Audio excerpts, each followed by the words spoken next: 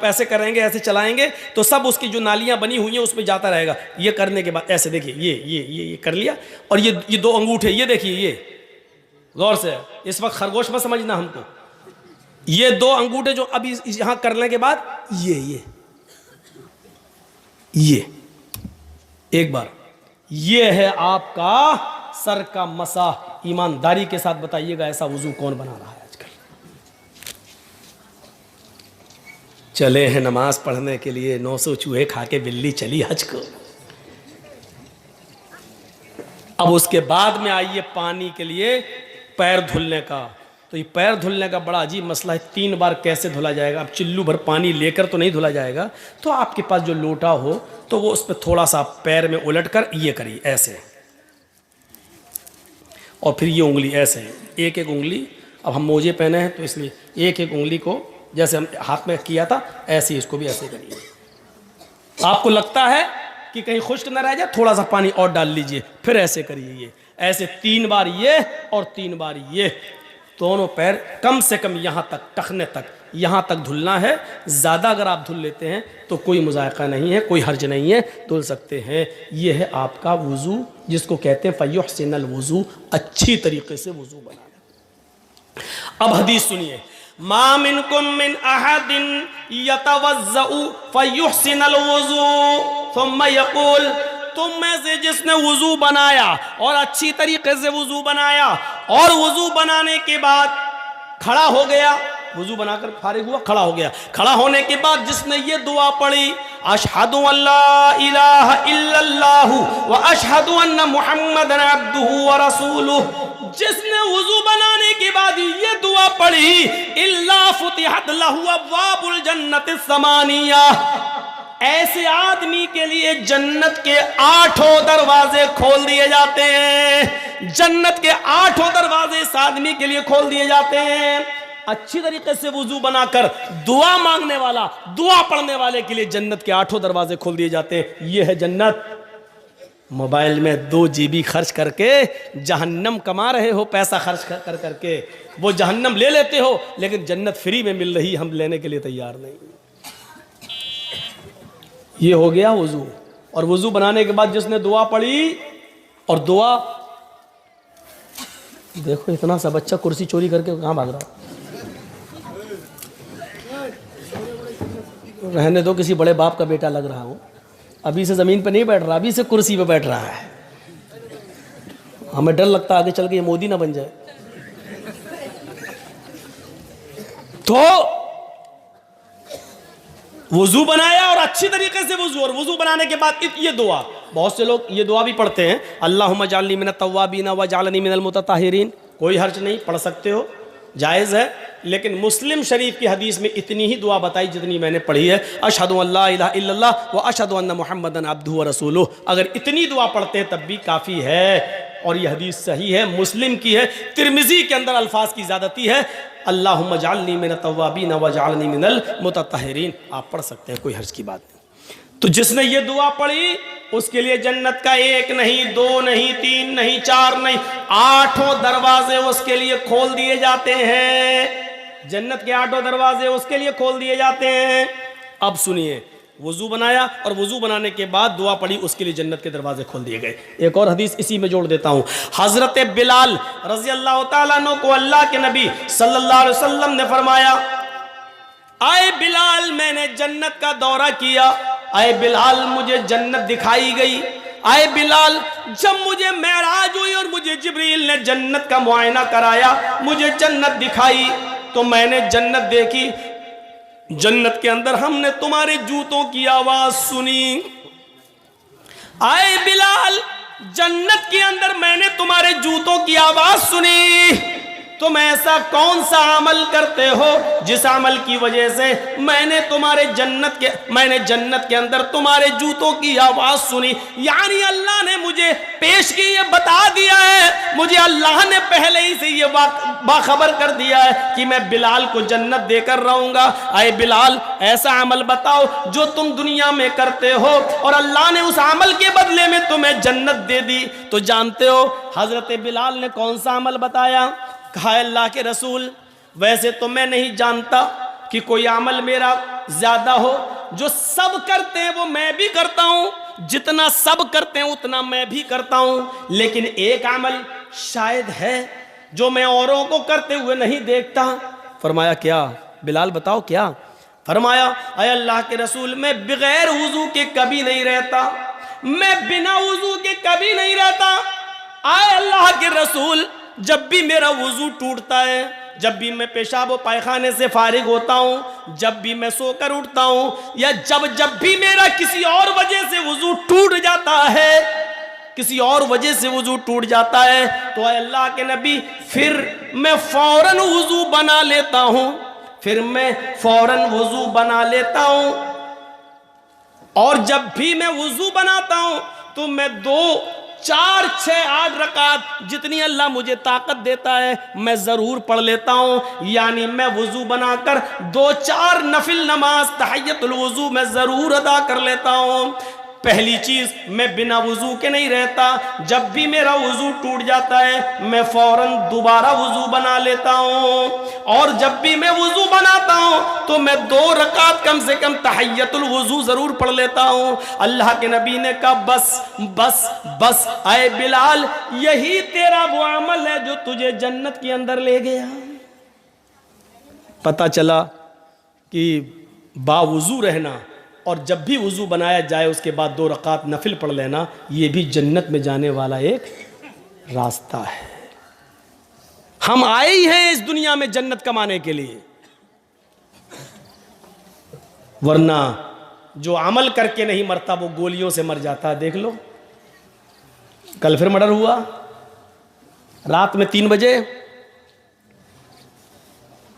20 साल से सबसे ज्यादा तकरीरें मेरी कत्ल पर वही मौजमपुर, हाड़ू चक और नारायणपुर वाले इलाके में होती है, कत्ल पर।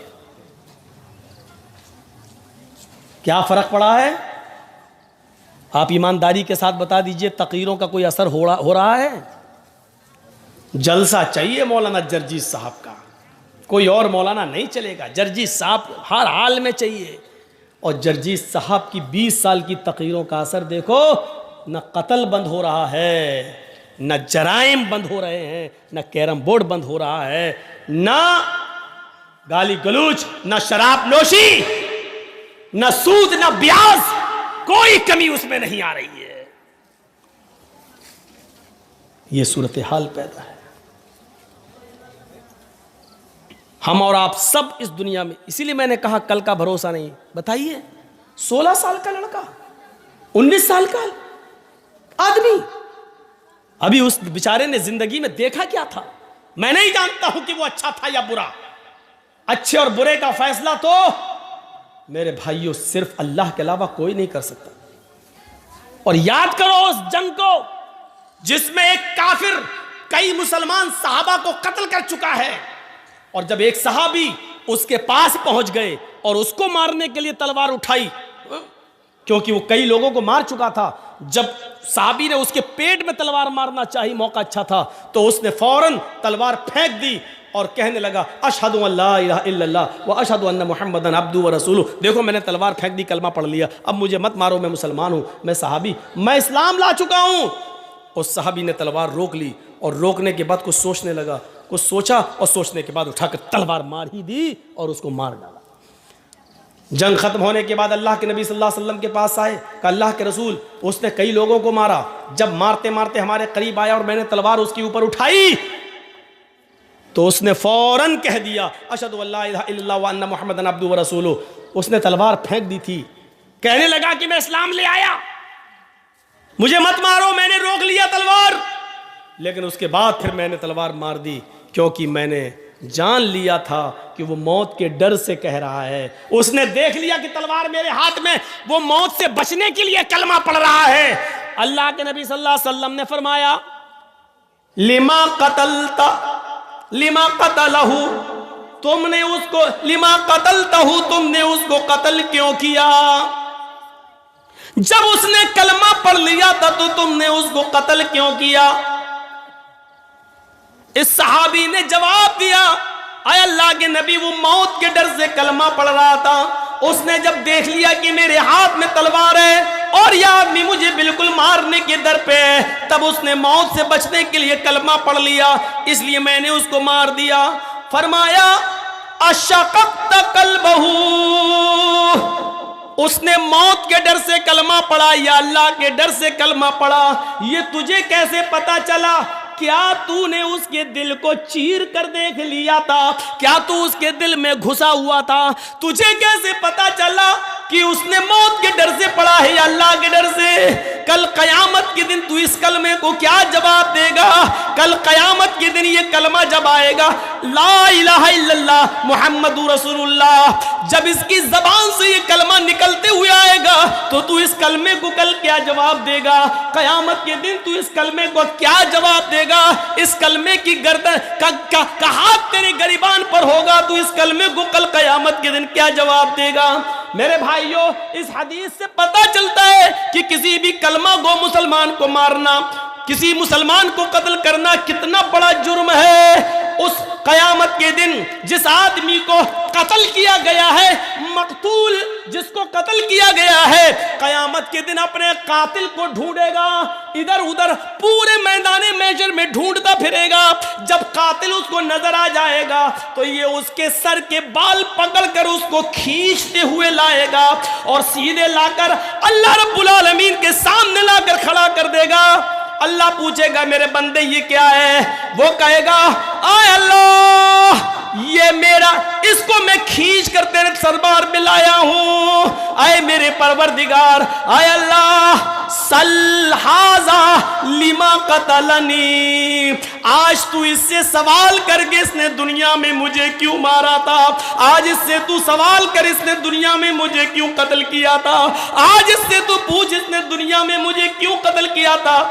मुझे कत्ल करने के बाद मेरी बीवी को बेवा किया था, मेरे बच्चों को यतीम किया था। इससे पूछ के मेरी बीवी का क्या कसूर था जो तूने उसको बेवा कर दिया?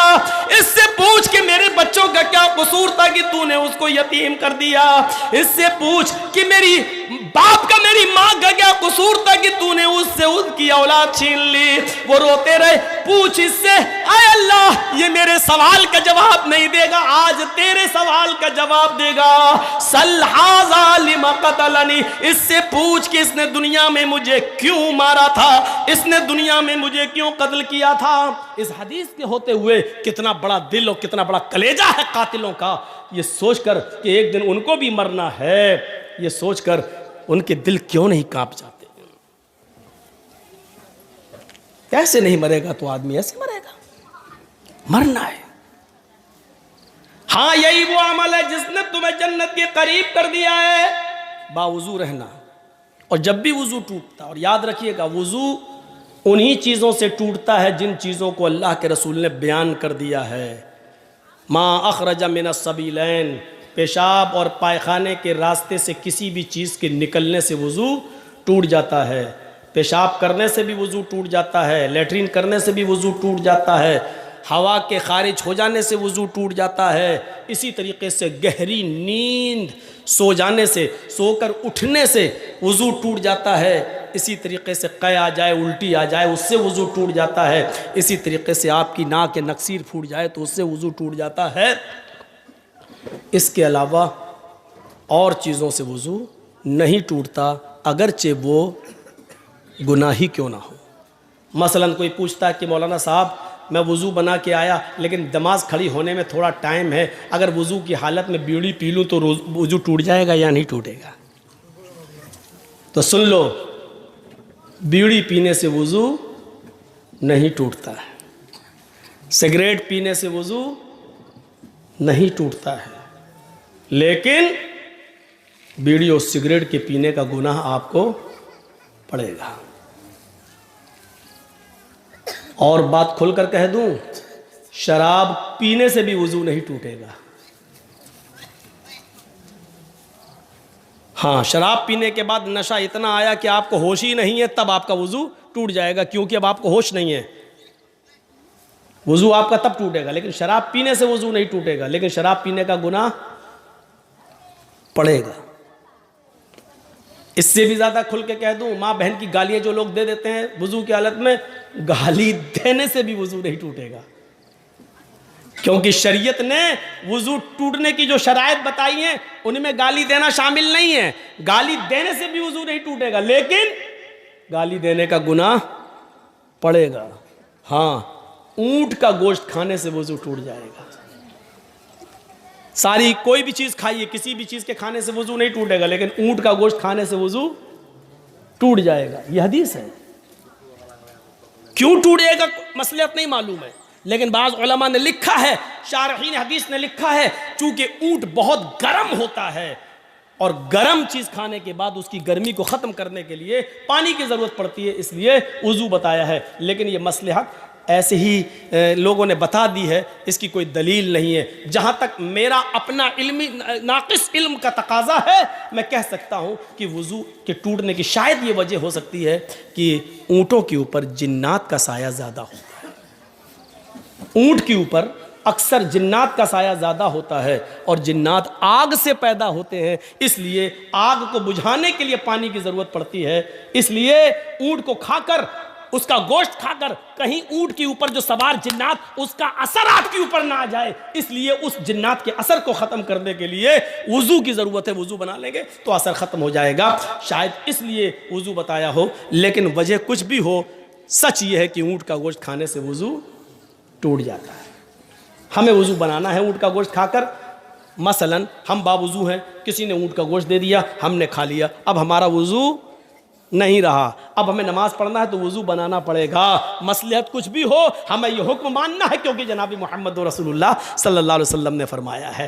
तो यह मुर्गी खाइए, बकरी खाइए, गाय खाइए, भैंस खाइए, जितने हलाल जानवर खाइए, बावुज़ू है, आपका वुज़ू नहीं टूटेगा। लेकिन ऊँट का गोश्त खाएंगे उसके बाद वुज़ू आपका टूट जाएगा।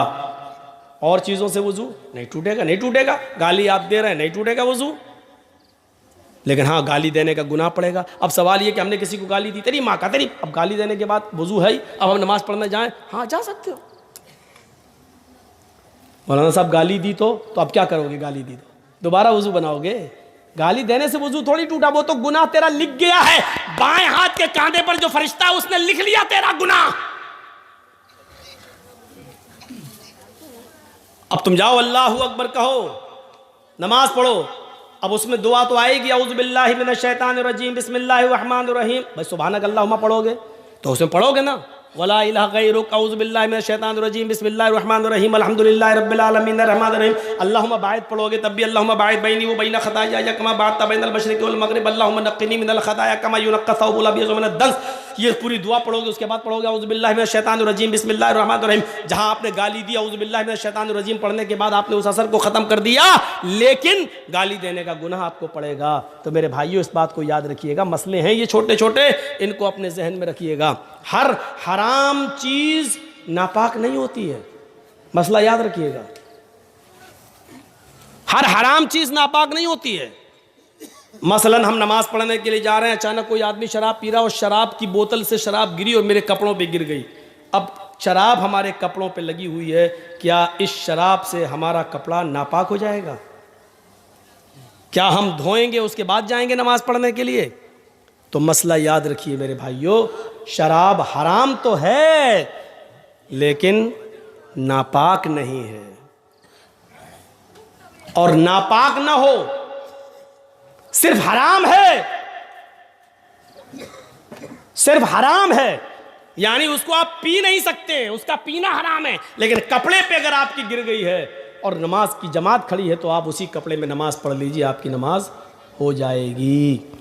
इसी तरीके से आपने किसी जानवर को ज़िबा किया, बकरे को या गाय को, और छुरी चलाते वक्त खून की छींटें आपके कपड़े पे आ गई, खून हराम तो है। इन्नमा हर्रमा अलैकुमुल मैतता वद्दम, अल्लाह ने खुद कहा तुम्हारे ऊपर मुर्दार हराम है, तुम्हारे ऊपर खून हराम है, तुम्हारे ऊपर लहमल खिंजीर, सूअर का गोश्त हराम है।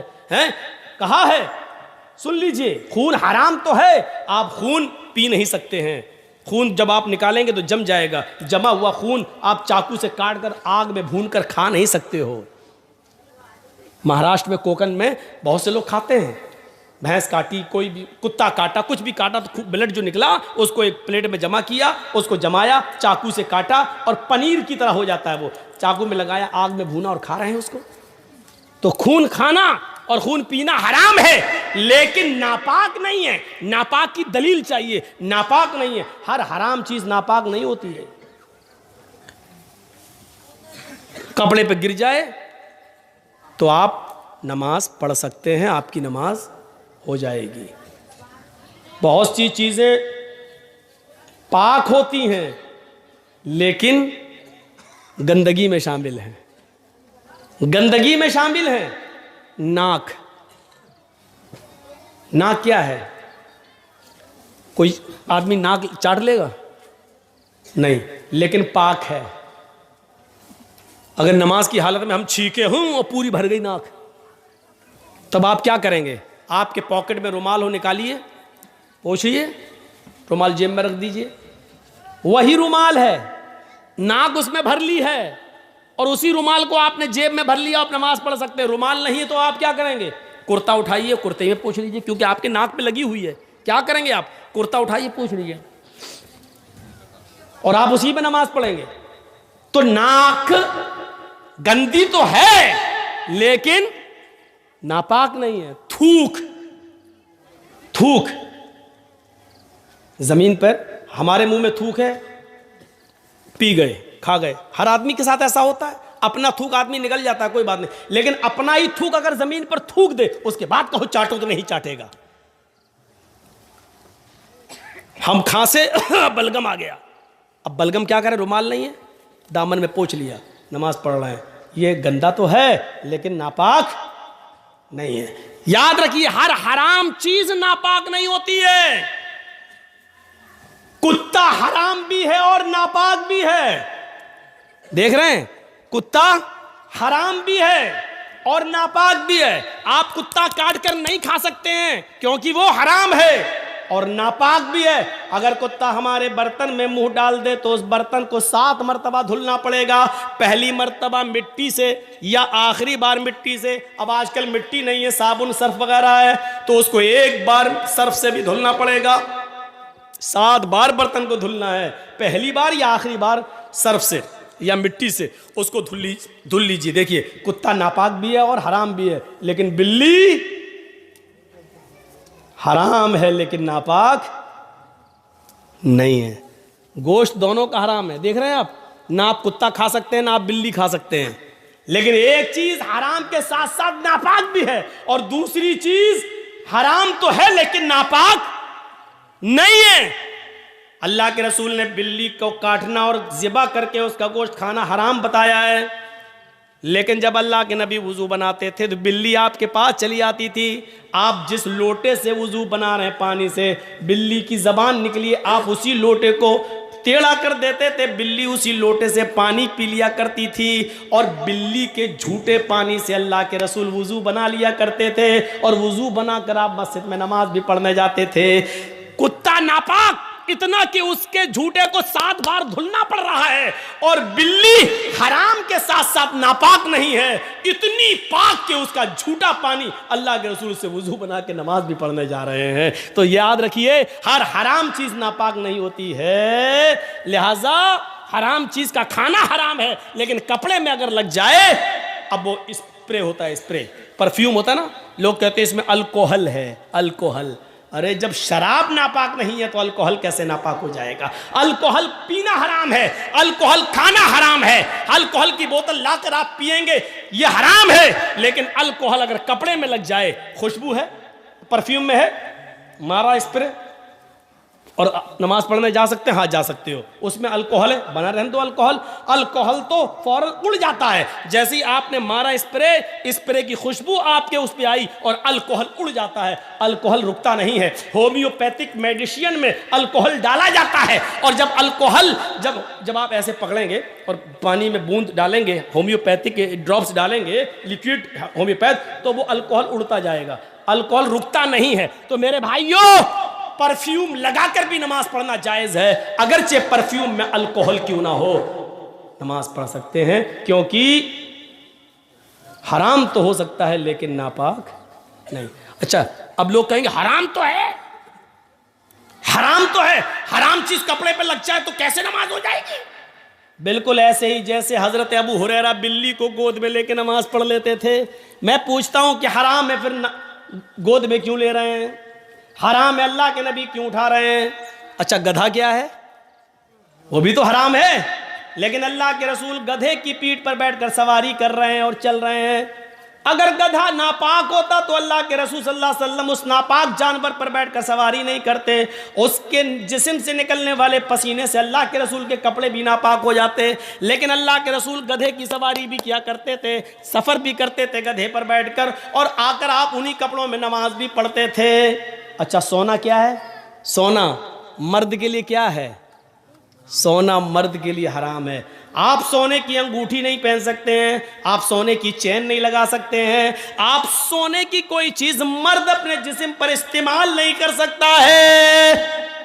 लेकिन अगर वो अपनी बीवी के लिए सोने की चेन बनवा के जा रहा है, सोने की चूड़ी लेकर जा रहा है, लेकिन अजान का वक्त हो जाता है, वो मस्जिद में जा रहा है, वो सोना जो मर्द के लिए हराम है, लेकिन सोने की अंगूठी, सोने की चेन उसकी जेब में पड़ी हुई है, उसकी नमाज हो जाएगी। इसलिए कि सोना हराम है मर्द के लिए, लेकिन नापाक नहीं है। इतना याद रखिए कि कुछ चीज़ें नापाक तो हैं लेकिन कुछ चीज़ें हराम तो है लेकिन नापाक नहीं। कुछ चीज़ें हराम है तो उसके साथ नापाक भी है, जैसे कुत्ता हराम है और नापाक भी है। हम कुत्ते को गोद में उठा नहीं सकते, अगर उठा लिया तो हमें कपड़े धुलना पड़ेंगे। अगर सूखा कुत्ता भी, ड्राई कुत्ता भी, सूखा कुत्ता भी अगर हमसे छुल गया तो हमें उतना हिस्सा धोना पड़ेगा, क्योंकि कुत्ते की खाल मोटी होती है और उसके जिस्म से निकलने वाला पसीना भी नापाक होता है। लिहाजा ड्राई कुत्ता, सूखा कुत्ता भी अगर हमसे छुल जाता है तो हमें उतना हिस्सा धुलना पड़ेगा। और बिल्ली चाहे कितनी ही हमसे रगड़े छुले, हमारी गोद में आके बैठ जाए, हमें कपड़े धुलने की ज़रूरत नहीं है। ये छोटे छोटे मसलों को आप याद रखिएगा। अब मैं थोड़ा सा आगे बढ़ता हूँ तो वज़ू के बाद नफिल नमाज पढ़ लेना भी जन्नत में ले जाने का सबब है। इज़ा क़ाल अल मुअज़्ज़िन अल्लाहु अकबर अल्लाहु अकबर, जब मुअज़्ज़िन कहे अल्लाहु अकबर फ़क़ूलू अल्लाहु अकबर, तो तुम भी कहो अल्लाहु अकबर। वइज़ा क़ाल अल मुअज़्ज़िन अशहदु अल्ला इलाहा इल्लल्लाह, जब मुअज़्ज़िन कहे अशहदु अल्ला इलाहा इल्लल्लाह तो तुम भी कहो अशहदु अल्ला इलाहा इल्लल्लाह।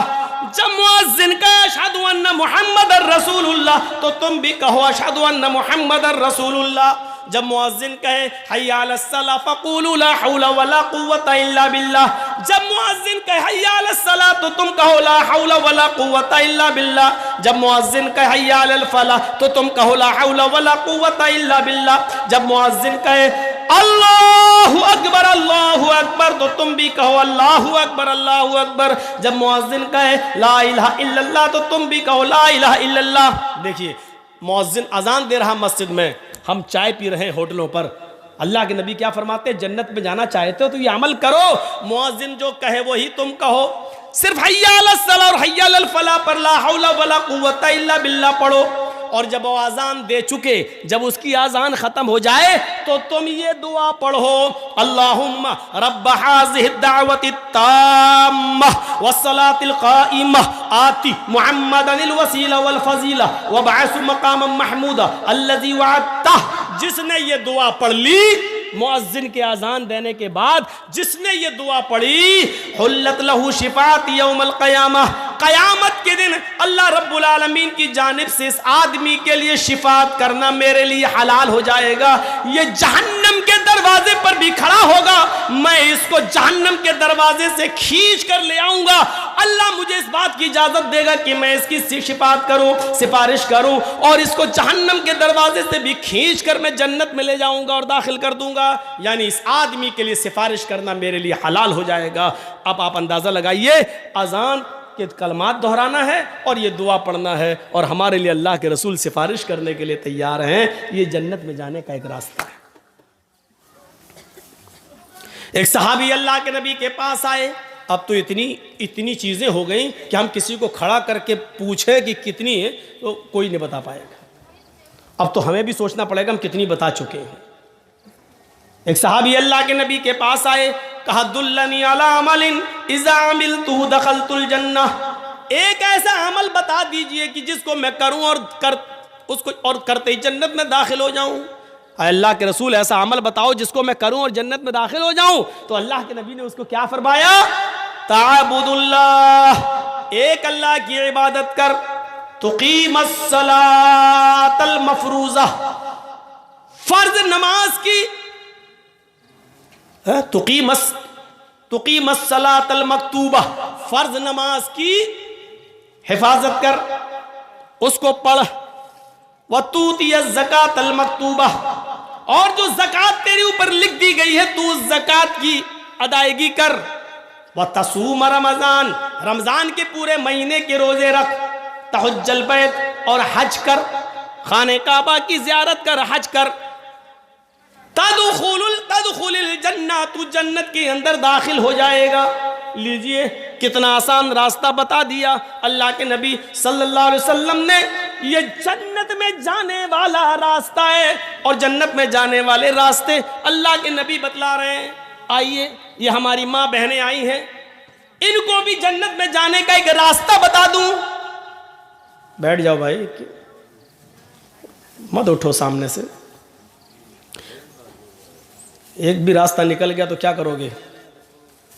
सुनिए, बहुत अच्छा, माँ बहनें आई हैं, सुन लो। अय्युम अमरातिन इज़ा सल्लत खम्सहा वसामत शहरहा व अहसनत फरजहा व अताअत बालहा फलतदखुल मिन अब्वाबिल जन्नति शात। ये चारों चीजें औरतों के लिए बताई जा रही हैं। जो औरत पांचों वक्त की नमाज पढ़ ले, पाबंदी के साथ पांचों वक्त की नमाज पढ़ती हो, वसामत शहरा, रमजान के पूरे महीने के रोजे रखती हो, वह अहसनत फरजा, अपनी शर्मगाह की हिफाजत करती हो, बेहुदा कपड़े न पहनती हो, कपड़े लूज हो, ढीले ढाले हो, चुस्त न हो, उसके जिस्म का बना और कसावट दिखाई न देती हो, ढीले ढाले कपड़े पहनती हो, वह अताअत बालहा, और अपने शौहर की इताअत व फरमा बरदारी करती हो, अपने शौहर की सेवा में, अपने पति की सेवा में कमी न करती हो। फलतदखुल मिन अब्वाबिल जन्नति शात, जन्नत की जिस दरवाजे से ये दाखिल होना चाहे हो जाए, इसको जन्नत का कोई फरिश्ता किसी भी दरवाजे पर खड़ा हो उसको जन्नत में जाने से नहीं रोक सकता। इस औरत के लिए जन्नत के सारे दरवाजे खुले हुए हैं, जिस दरवाजे से दाखिल होना चाहे चली जाए, इसके लिए जन्नत के सारे दरवाजे खुले हुए हैं। अय्युम अमरातिन मातत व ज़ौजुहा राजिन, अगर किसी औरत का इंतकाल हो जाए, अगर कोई औरत मर जाए, लेकिन मरते वक्त वह ज़ौजुहा राजिन, उसका शौहर उससे राजी हो, उसका पति उससे राजी हो, जो औरत इस हाल में मरी हो कि मरते वक्त उसका पति उससे खुश था, मरते वक्त उसका पति उससे राजी था, दखलतिल जन्नह, तो अल्लाह ताला इस औरत को जन्नत के अंदर दाखिल करेगा। इससे पता चलता है कि जिस औरत की मृत्यु हो गई, जिस औरत की मौत हुई और उसका पति उससे राजी नहीं था, तो वो चाहे कितनी नमाजी रही हो, चाहे कितनी रोजेदार रही हो, चाहे कितनी तहज्जुदें पढ़ती रही हो, लेकिन मरते वक्त अगर उसका पति उससे राजी नहीं था, तो ये औरत इतनी नमाजें पढ़ने के बाद, रोजे रखने के बाद और तहज्जुद पढ़ने के बाद भी जन्नत में नहीं जा सकेगी। औरतों की नमाज और रोजा और हज और ज़कात ये डिपेंड करता है शौहर की मर्जी पर, शौहर की खुशी पर, उसके पति की मर्जी पर, पति की खुशी पर। अगर शौहर राजी तो औरत जन्नती, मरते वक्त अगर शौहर नाराज तो औरत जहन्नमी, नहीं जा सकती जन्नत के अंदर। इन चीजों पर हमें गौर करना है। आए अल्लाह के नबी सल्लल्लाहु अलैहि वसल्लम हमें जन्नत में जाने का रास्ता बताओ। हम जन्नत में जाना चाहते हैं, हम क्या करें? फरमाया अफशुस सलाम। उड़ते बैठते चलते फिरते मोहल्ले में, गांव में, शहर में जो मिलता है, जानता हो या ना जानता हो, जानने वाले और अनजान हर आदमी से सलाम करते हुए जाओ, सलाम फैलाओ। सुनो जन्नत में जाने का अमल, अफशुस सलाम, सलाम फैलाओ। जा रहे हैं, आदमी है तो मुसलमान, है तो गांव का ही, लेकिन हम जानते नहीं कौन है, फिर भी उसको कहो सलाम वालेकुम। जानते हो उसको भी और ना जानते हो उसको भी, चाहे उससे तुम्हारा तारुफ हो या ना हो, लेकिन अगर तुम्हें इल्म है कि ये मुसलमान है तो उससे सलाम किया जाएगा। किसी काफिर को अस्सलाम वालेकुम नहीं कह सकते हो, किसी गैर मुस्लिम को अस्सलाम वालेकुम नहीं कह सकते हो। आधा वर्ष, हाँ ठीक है, हाँ ठीक ठीक ठीक, बहुत अच्छा, ठीक, कैसे, ठीक है, हाँ भैया कैसे हो, ठीक है, आदाब आदाब आदाब, ये सब सही है, चलेगा, लेकिन अस्सलाम वालेकुम नहीं, क्योंकि काफिर दुआ का मुस्तहिक नहीं। तुम पर अल्लाह की सलामती हो, ये दुआ किसी काफिर को नहीं दी जा सकती। अब सलाम को आम करो, चाहे जानते हो या ना जानते हो, लेकिन होना चाहिए वो मोमिन मुसलमान। अस्सलाम वालेकुम। जरजीत साहब बहुत पहुंचे हुए मौलाना है, इंडिया नहीं वर्ल्ड में उनका नाम है, हम क्यों सलाम करें? ये आने वाला आदमी हम ही से सलाम करेगा। इस चीज को छोड़ो। अल्लाह तबारक व तआला, अल्लाह के नबी ने तकब्बुर को मिटा दिया। जानने अनजाने वाले सबको तुम सलाम करो। हाँ इतना जरूर है, छोटा बड़े को सलाम करे। छोटा युसल्लिमु सगीर अलल कबीर, छोटा बड़े से सलाम करे। अब छोटे आदमी को अकल नहीं है, नहीं बड़ा सलाम करा तो बड़ा भी सलाम कर सकता है। अल्लाह के रसूल तो बच्चों से भी सलाम करते थे। तो पहली चीज सलाम के उसूल समझ लो। हमेशा छोटा आदमी बड़े को सलाम करेगा, लेकिन अगर छोटा सलाम नहीं कर रहा है तो बड़ा सलाम करने में पहल कर सकता है, कोई हर्ज की बात नहीं। छोटा बड़े को सलाम करेगा। पैदल चलने वाला और एक आदमी वहां से मोटरसाइकिल से या साइकिल से आ रहा है तो अर्राकिब युसल्लिम अलल माशी, तो जो सवारी पर आ रहा है, सवारी पर चलने वाला पैदल चलने वाले से सलाम करेगा। अदब देखिए, घमंड तोड़ा अल्लाह तबारक, अल्लाह के रसूल ने। पैदल चलने वाले को मामूली मत समझो, तुम सवारी पे आ रहे हो, तुम सलाम करो पैदल चलने वाले से। बड़ी गाड़ी वाला छोटी गाड़ी वाले से सलाम करेगा। हम जरजीत साहब यहां बाइक से जा रहे हैं और उधर कोई फोर व्हीलर से आ रहा है तो फोर व्हीलर वाला सलाम करेगा मोटरसाइकिल पर चलने वाले को। छोटा बड़े को सलाम करेगा, सवार पैदल को सलाम करेगा।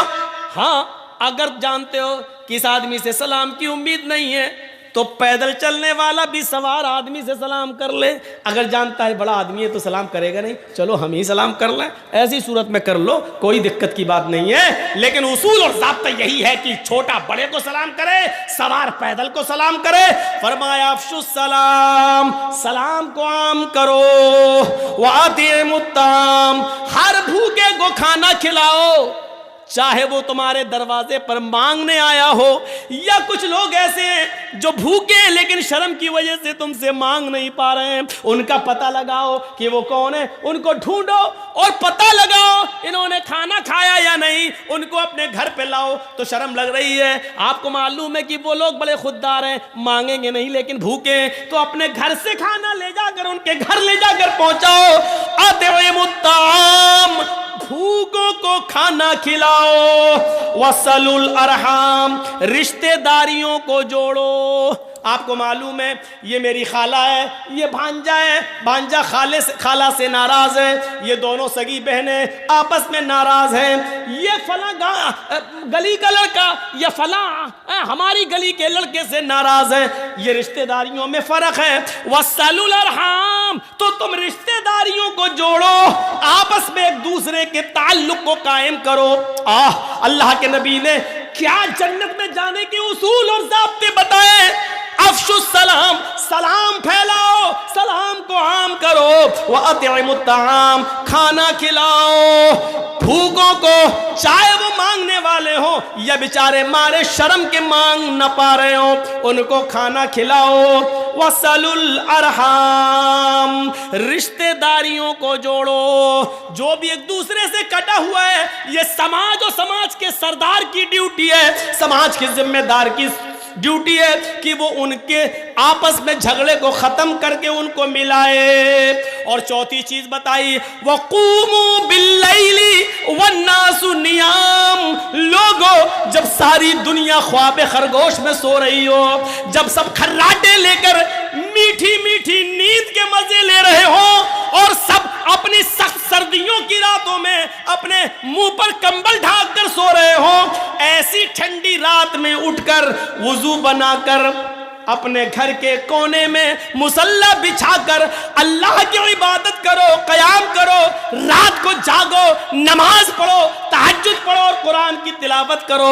वक़ूमू बिल्लैल, रात के किसी हिस्से में उठो, वन्नासु नियाम, उस वक्त जब लोग सो रहे हो, जब सारी दुनिया नींद के मीठी नींद के मजे ले रही हो, उस वक्त अपने रब को मनाओ, उसके सामने तौबा करो, इस्तिग़फ़ार करो, उठो नमाज पढ़ो, उठो इबादत करो, हाथ उठाओ, तौबा करो, इस्तिग़फ़ार करो, मग़फ़िरत मांगो, अपने आंखों से आंसुओं को गिराओ और रो रो कर अपने रब को मनाओ, रो रो कर अपने रब से तौबा करो। तुम ये 4 काम अगर कर लोगे, अफ़शुस सलाम, फिर से सुनो, सलाम फैलाओ, वातिमुत ताम, भूखे को खाना खिलाओ, रिश्तेदारियों को जोड़ो, और रात के तारीख हिस्से में जब पूरी दुनिया सो रही हो तो अकेले उठो और अल्लाह को याद करो, रो और गिड़गिड़ाओ। रात की तारीकी में कौन उठता है? रात में वही उठेगा जिसको घमंड नहीं होगा, क्योंकि वो जानता है सारी दुनिया सो रही है, उसके अंदर दिखावा नहीं होगा। मौलाना जर्जीस रात की तारीकी में मस्जिद में आके नमाज पढ़ें तो दिखावा हो सकता है कि लोगों को दिखाने जा रहे हैं कि देखो हम रात में तहज्जुद पढ़ते हैं, लेकिन घर के अंदर जब सारे लोग पूरा मोहल्ला सो रहा है लेकिन घर के अंदर हम नमाज पढ़ रहे हैं तो कौन जानता है कि हम रात को उठ के नमाज पढ़ रहे हैं। इसलिए फरमाया जब सारी दुनिया सो रही हो तो तुम उठो और घर के कोने में तुम नमाज पढ़ो, इबादत करो और दुआ, क्योंकि इस वक्त तुम्हारे अंदर घमंड नहीं है, तकब्बुर नहीं है। तदखुलुल जन्नत बिसलाम, अगर ये 4 काम तुम कर लो तो तुम सलामती के साथ जन्नत में दाखिल हो जाओगे, सलामती के साथ तुम जन्नत में चले जाओगे।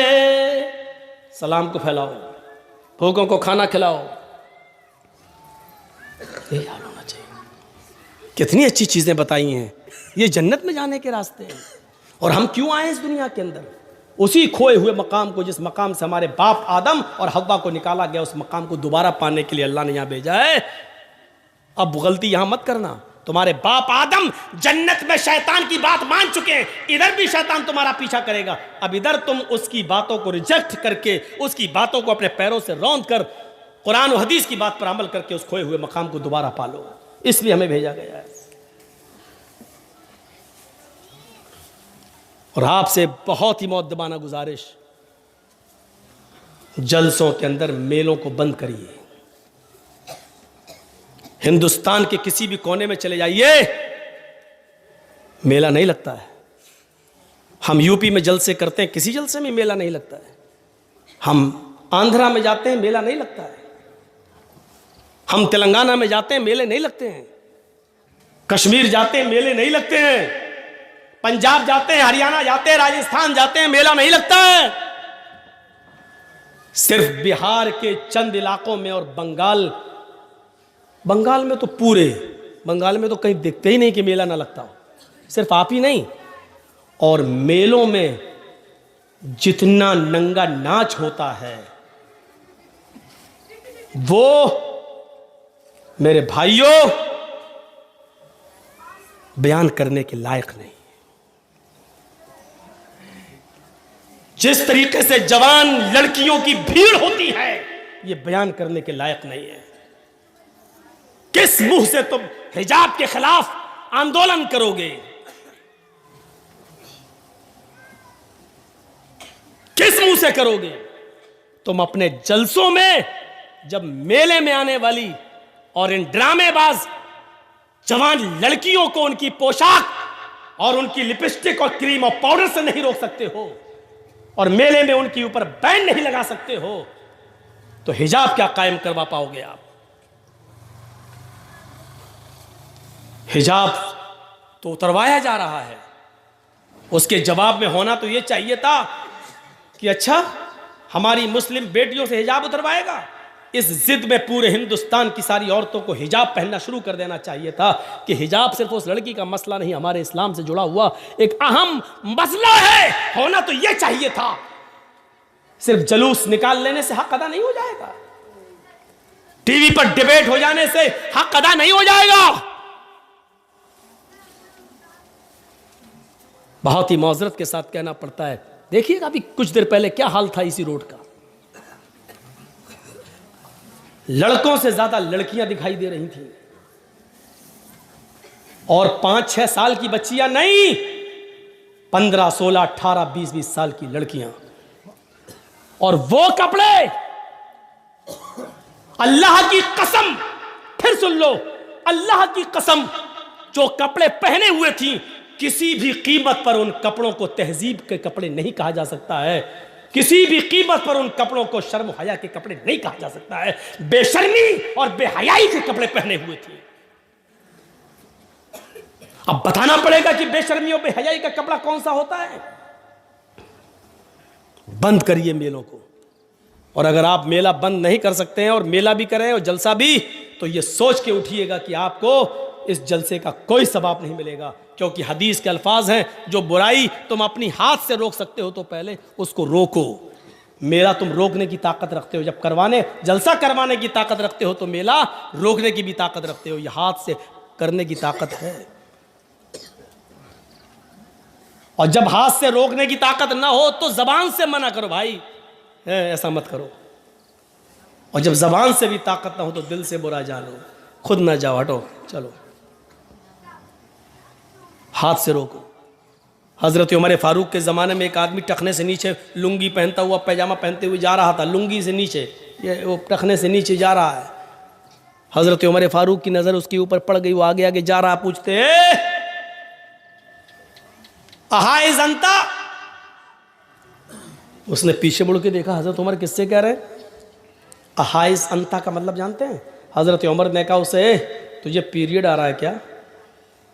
औरतों को जो महीने में कुछ दिन, मखसूस दिन